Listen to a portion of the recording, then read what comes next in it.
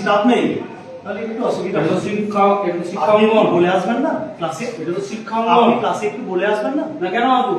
হ্যাঁ কেন আসবো? আপনি ক্লাসে বলে ঢুকবেন না? কেন আসবো? তাই বুঝি কেন শিক্ষা অঙ্গনটা কি করে রেখেছেন? আমি করে রাখিনি, ছেলেমেয়েরা করেছে। কেন আপনাদের বাড়ি পরিষ্কার করেন না? আমি করি। তাহলে কেন ঝাড় দেওয়া আমার ডিউটি নয়? কেন না বলে ক্লাসে ঢুকবেন? কেন আপনি না বলে ক্লাসে ঢুকবেন? আমি আপনার এই দিকে ঢুকি, যেদিকে ঢুকুন আমি ওই দিকে ঢুকান। আপনি অফিসিয়াল রুলস জেনে আসবেন।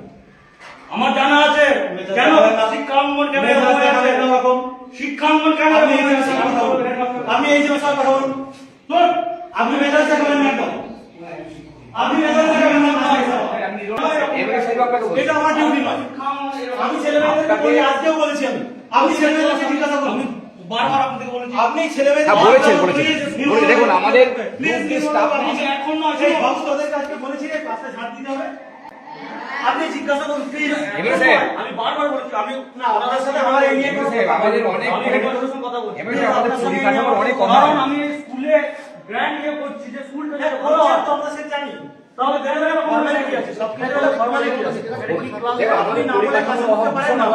একটা গ্রুপ স্টাফ না আমাদের কি দরকার আছে কারণ আমাদের কি গ্রুপ স্টাফ ধরে তারা ঝাড় দেয় আয় না তবু আমরা বলছি না তাকে করানো হয় না। আমি বলেছিলাম না বলেছিলাম আপনার সাথে দায়িত্ব আছে। যে বলেছি আমি সেটা বলেছি স্যার কি করব সেটাও বলেছি ছেলেমেয়েদেরকে। আর বারবার একদম আপনি চলুন আমি ওই দিকটাও আপনি প্লিজ। ব্যাপারটা সত্যি করে বলতে কি খুব লজ্জাজনক আমার কাছে শিক্ষক হিসাবে। আমি এই স্কুলে প্রায় 22 বছর শিক্ষকতা করছি, আর ওই 1.5 মাস মতো হলেই আমার 22 বছর শিক্ষকতা।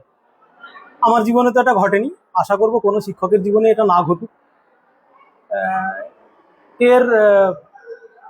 এটা কেমন লেগেছে এটা আমার ছাত্ররা ভালো বলতে পারবে হয়তো, কারণ সে সময় তারাই উপস্থিত ছিল।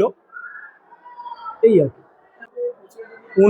আমি ক্লাসে ছিলাম, ওটা 8-এর ক্লাস ছিল, 4th পিরিয়ড চলছিল, আমি আমার সাবজেক্ট পড়াচ্ছিলাম। তো উনি পিছনের গেট দিয়ে ঢুকলেন, আমি প্রথম বুঝতে পারিনি হঠাৎ করে কি হলো। তো উইদাউট পারমিশন উনি ঢুকেছেন, ঢুকে আমাকে কিছু না বলেই ক্লাসের মেঝেটা দেখছিলেন, ফ্লোরটা দেখছিলেন, এবং আমাকে বললেন আপনি পড়াচ্ছেন ভালো কথা, তো এরকম এত নোংরা হয়ে আছে এটা আপনি দেখেননি?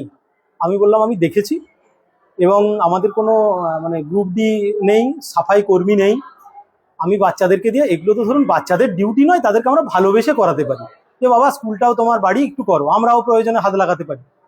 তো আমি বললাম যে একটু পরিষ্কার করে দেবে, তাহলে যেহেতু এটা 4th পিরিয়ড ক্লাসটা হয়ে যাক, মিড ডে মিলটা খেয়ে নিয়ে করবে। সে বাচ্চারা বললো ঠিক আছে স্যার। তারপর উনি এসে গেলেন হঠাৎ। এরপর উনি বললেন আপনি দেখেননি? আমি বললাম হ্যাঁ আমি দেখেছি, এবং বাচ্চাদেরকে বলেওছি আপনি জিজ্ঞাসা করতে পারেন। উনি বাচ্চাদেরকে জিজ্ঞাসাও করলেন যে আমি বলেছি কিনা, নির্দেশ দিয়েছি কিনা। নির্দেশটা নয়, অনুরোধই বলবো এটা আমি। বাচ্চারা বললো হ্যাঁ স্যার আমাদেরকে বলেছেন। আমি ওনাকে তখন জিজ্ঞাসা করলাম আপনি আমার পারমিশন ছাড়া আমার ক্লাসে এলেন, এটা বলে আসতে হতো না? উনি বললেন না আমি তো পিছনের গেট দিয়ে ঢুকেছি প্রথম বললেন, তারপর বললেন আমি আসতে পারি। যে আমি বললাম না দেখুন, আমি যতটুকু জানি একজন শিক্ষক হিসাবে, একজন শিক্ষক ক্লাসে থাকাকালীন আপনি কেন কেউই ক্লাসে ঢুকতে পারেন না উইদাউট পারমিশন, এটা আমি বলেছি। তারপর উনি বেরিয়ে যান, এবং পরবর্তীকালে আমি বললাম সাফাইয়ের ব্যাপারে আপনার কিছু বলার থাকলে আপনি টিআইসির সাথে কথা বলুন। তো উনি এসে নিচে আসেন। পরবর্তীকালে আমাকে উনি গেটের বাইরে ডেকে নিয়ে যেয়ে, গেটের সামনে একটু সামনে একটা বাজার আছে, আমাদের ক্যাম্পাস খুব ছোট, সেই জন্য একটু নোংরা হয়েও যায়, সে দোষ হয়তো আমাদেরও, আমরা স্বীকার করছি। এরপর উনি গিয়ে ওখানে আমাকে দেখান যে নোংরা টোংরা আছে। প্রথমে আমি যেতে রাজি ছিলাম না, কারণ আমি একটু খুবই মনে মনে মনে খুব মর্মাহত হয়েছিলাম। আমি বলেছিলাম না আমি যাব না। তারপর উনি রিকোয়েস্ট করলেন যে চলুন দেখবেন, দেখলাম, এবং সেখানে উনি আমাকে একবার অবশ্য সরিও বললেন, কিন্তু আমার অপমান তো ছাত্রদের সামনে হলো।